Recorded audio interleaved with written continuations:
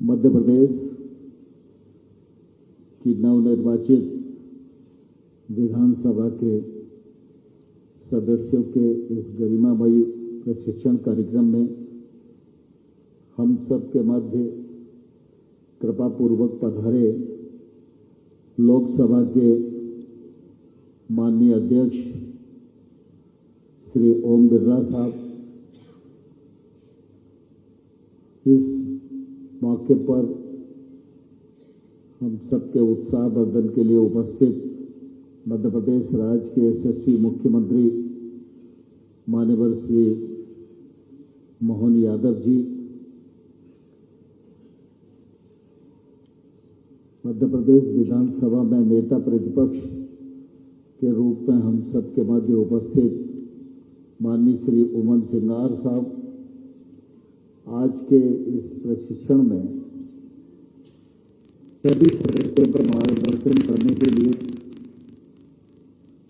जो कानपुर जिले में आखिरी बार विधानसभा का चुनाव पीटी विधानसभा से लगातार जीते हैं, ऐसे उत्तर प्रदेश की विशाल विधानसभा के अध्यक्ष आदरणीय सतीश महाना साहब, हमारे संसदीय कार्य मंत्री माननीय श्री कैलाश विजयवर्गीय जी,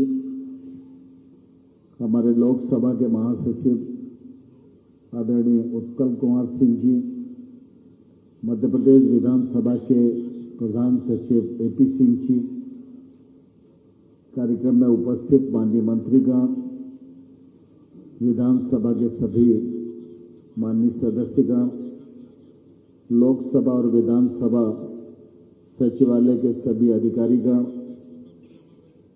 और पत्रकार मित्रों, आज हम सबके लिए बहुत ही प्रसन्नता का क्षण है जब अपने इस प्रशिक्षण वर्ग में हम माननीय लोकसभा अध्यक्ष जी का स्वागत करने का गौरव हासिल कर रहे हैं।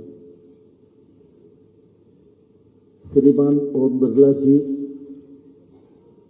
सार्वजनिक जीवन के एक बहुत ही निष्ठावान और समर्पित कार्यकर्ता हैं, जिन्होंने अपने विचारों के लिए बहुत कम आयु से लगातार जनता के बीच में काम किया है। वे राजस्थान की विधानसभा में विधायक भी रहे, लोकसभा के सदस्य भी रहे और आज वे लोकसभा के अध्यक्ष के रूप में हम सबके मध्य उपस्थित हैं। लोकसभा अध्यक्ष के रूप में न सिर्फ उन्होंने सदन का सफलतापूर्वक संचालन किया, वरन दूसरी ओर लोकतंत्र की जड़ें और मजबूत हों, लोकतंत्र का भाव सर्वांगीण रूप से समाज में प्रवाहित हो, इसके लिए नए नए आयाम लोकसभा में स्थापित करने का गौरव भी ओम बिरला जी को हासिल है। मैं इस अवसर पर मध्य प्रदेश विधानसभा के अध्यक्ष के नाते सभी विधानसभा परिवार की ओर से माननीय ओम बिरला जी का हृदय से बहुत बहुत स्वागत करता हूं, बहुत बहुत अभिनंदन करता हूं। मुझे प्रसन्नता है कि जब नई विधानसभा के प्रशिक्षण की बात आई तो शुरुआती हमारा 4 दिवसीय सत्र था और उस सत्र में माननीय मुख्यमंत्री जी, नेता प्रतिपक्ष जी, संसदीय कार्य मंत्री जी, हम सब लोग बैठे और लगा कि हमको जल्दी ही प्रशिक्षण की प्रक्रिया पूरी करना चाहिए, जिससे इसके बाद का जो सत्र होगा तो हमारे सदस्यों को अपना कामकाज करने में सुविधा रहेगी। तो फिर ये 9-10 तारीखें तय हुई और और ये कार्यक्रम पूरी तरह संपन्न हो और प्रशिक्षण की गुणवत्ता अच्छी हो, इसलिए जो हमारे प्रशिक्षण देने वाले व्यक्ति हैं वो उपयुक्त हों। इसके लिए जरूरी था कि लोकसभा सचिवालय का सहयोग हमें मिले। मैं बहुत धन्यवाद देना चाहता हूं बिरला साहब को, उत्पल जी को, कि लोकसभा सचिवालय ने संपूर्ण सहयोग दिया है और आप देखेंगे कि अनेक सत्रों में लोकसभा के अधिकारीगण, बाकी ट्रेनर अलग अलग विषयों पर हम सबका मार्गदर्शन करेंगे, जिससे निश्चित रूप से हमारी यह यात्रा सफलता के सोपान तक पहुंचेगी। मित्रों, हम सब निर्वाचित होकर विधानसभा में आए हैं। स्वाभाविक रूप से हम जनप्रतिनिधि हैं, तो एक अच्छा जनप्रतिनिधि बनना यह भी हम सबके लिए जरूरी है, लेकिन साथ ही साथ एक अच्छा विधायक भी बनना हम सबके लिए जरूरी है। और क्षेत्र की जो अपेक्षा है वो विधायक से पूरी कैसे हो, इसके लिए एक कार्यकर्ता के रूप में तो आप निर्माण हुए ही, जनता ने आपका वर्ण कर ही लिया है। अब जरूरत है अपने कृतित्व को तैना करने की, अपने कृतित्व को अनुशासित करने की, अपने कृतित्व को नियम में बांधने की, अपने कृतित्व को के माध्यम से नियम को समझने की, क्योंकि ये सब हम करेंगे तो निश्चित रूप से हमारा कृतित्व हमारे व्यक्तित्व को निखारेगा, और जब हमारा व्यक्तित्व निखरेगा तो निश्चित रूप से क्षेत्र में भी हमारी प्रतिष्ठा बढ़ेगी और मध्य प्रदेश की विधानसभा जैसे गरिमावान जो सदस्य हैं, इन सदस्यों के कृतित्व से सदन की भी महिमा पूरे देश में बढ़ेगी।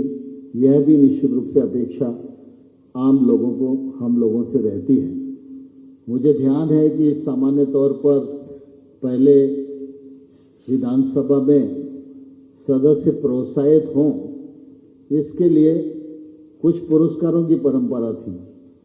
बीच बीच में वो अपरिहार्य कारणों से ऊपर नीचे होती रही, लेकिन जब ये व्यवस्था मजबूत होती है तो सदस्य फिर हर नियम का पालन करना, हर नियम का उपयोग करना, इसके लिए प्रवृत्त भी होते हैं और सक्रिय भी होते हैं। सामान्य तौर पर विधायक के रूप में हम सब लोगों के मन में एक कल्पना रहती है कि मुझे बोलना चाहिए, और बोलने में भी एक प्रचलन सा हो गया है कि बहुत अधिक चिल्ला के बोलो तो लोग अच्छा समझेंगे। मैं अपने अनुभव के साथ ये बात आपको शेयर करना चाहता हूं कि सदन में बात रखते हुए व्यक्ति का जोश भी दिखे, लेकिन जोश पूरी तरह होश के साथ नियंत्रित हो। व्यक्ति का बोलते समय गुस्सा भी दिखे, लेकिन व्यक्ति को गुस्सा दिखते समय गुस्सा आना नहीं चाहिए। अगर गुस्सा आ गया तो आपका विषय ही पलट जाएगा, और इसलिए हम सबको आवश्यकता है कि एक तो विधानसभा में बोलने के लिए जितनी भी नियम प्रक्रियाएं बनी हैं, जितने प्लेटफॉर्म बने हुए हैं, मैं समझता हूं बहुत कम सदस्य होते हैं जो सारे प्लेटफॉर्म का उपयोग करते हैं। अगर वो नियम का और प्लेटफॉर्म का उपयोग करें तो ऐसा कोई सदस्य नहीं है जिसको बोलने का अवसर नहीं मिलेगा। लेकिन कुल मिलाके कई बार हम अपने एक प्रश्न पर ही अड़ जाते हैं और बिना नियम के बोलने की अनुमति चाहते हैं, तो निश्चित रूप से उस समय दिक्कत होती ही है। और इसलिए प्रशिक्षण का हमारे जीवन में निश्चित रूप से बहुत महत्व है। आज का और कल का ये जो प्रशिक्षण का कार्यक्रम है, यह निश्चित रूप से हमको विधानसभा की नियमावली, विधानसभा की परंपराएं, विधानसभा की प्रचलित व्यवस्थाएं उनके नजदीक ले जाने का प्रयत्न करेगा और इसको आपको पूरे कार्यकाल में काफी निश्चित रूप से लाभ होगा, ऐसा मैं मानता हूं। वैसे भी अगर आप व्यवहारिक जीवन में देखेंगे तो शासकीय व्यवस्था में सबसे छोटा कर्मचारी है चपरासी और सबसे बड़ा कर्मचारी है आईएएस अफसर। लेकिन आप सब अनुभव करेंगे कि अच्छा चपरासी वही सिद्ध होता है जो अपने काम की ट्रेनिंग किए हुए हो। हम कई बार अनुभव करते हैं कि व्यक्ति प्यून है, लेकिन अगर ट्रेंड नहीं है तो वो ठीक से आपको पानी भी नहीं परोस सकता। और सबसे बड़ा कर्मचारी आईएएस अफसर है। सामान्य तौर पर यह माना जाता है कि वो सब विधाओं का ज्ञाता है, कभी भी किसी विभाग को दे दो जल्दी समझ जाएगा, ऐसी मान्यता लोकतंत्र में बनी हुई है। लेकिन वो आईएएस अफसर आईएएस की परीक्षा उत्तीर्ण करके नौकरी में आता है, फिर भी उसको साल 2 साल में रिफ्रेशमेंट कोर्स करने के लिए जाना ही पड़ता है। अगर वो बार बार ट्रेनिंग करने के लिए नहीं जाए तो ईमानदारी से अपने दायित्व का निर्वहन नहीं कर सकता है। लेकिन सार्वजनिक जीवन एक ऐसा अछूता क्षेत्र है कि आप जिस दल से आ रहे हैं वो दल अगर इस मामले में चिंता कर रहा है तो अलग बात है। बाकी पार्षद बनने के लिए कोई क्वालिफिकेशन नहीं है, पार्षद बनने के लिए कोई परीक्षा पास करने की जरूरत नहीं है, विधायक बनने के लिए कोई परीक्षा पास करने की जरूरत नहीं है। जनता के बीच में खड़े हुए, जनता ने उनको चुना तो आप आ गए। लेकिन दायित्व का निर्वहन करने के लिए और अगर हम उत्कृष्ट जनप्रतिनिधि बनना चाहते हैं तो निश्चित रूप से प्रशिक्षण का हमारे जीवन में बहुत महत्व है। और मैं समझता हूं कि बहुत सारे विधायकों को आप देखेंगे जो सभी नियमों का पालन करते हुए विधानसभा की गरिमा का भी ध्यान रखते हैं और अपने दायित्व की भी पूर्ति करते हैं और साथ ही साथ अपने क्षेत्र के लिए भी अच्छा परिणाम देने का काम करते हैं। मैं इस मौके पर, इस अवसर पर सभी सदस्यों को यही आग्रह करना चाहता हूं कि ये जो हमारा प्रशिक्षण का कार्यक्रम है, इस प्रशिक्षण के कार्यक्रम में एक तो हमारी उपस्थिति ठीक होनी चाहिए और उपस्थिति यहां भी जरूरी है और उपस्थिति सदन में भी जरूरी है। मुझे ध्यान है, मैं जब पहली बार विधायक बन के आया था तो मेरे यहाँ के एक बड़े नेता हमारे शीतला साहिब जी हुआ करते थे। बहुत अच्छे वकील थे, बहुत अच्छे विधानसभा और संसदीय ज्ञाता के रूप में उनकी ख्याति थी मध्य प्रदेश में। तो मैं उनको पूछने गया कि मुझे क्या करना चाहिए।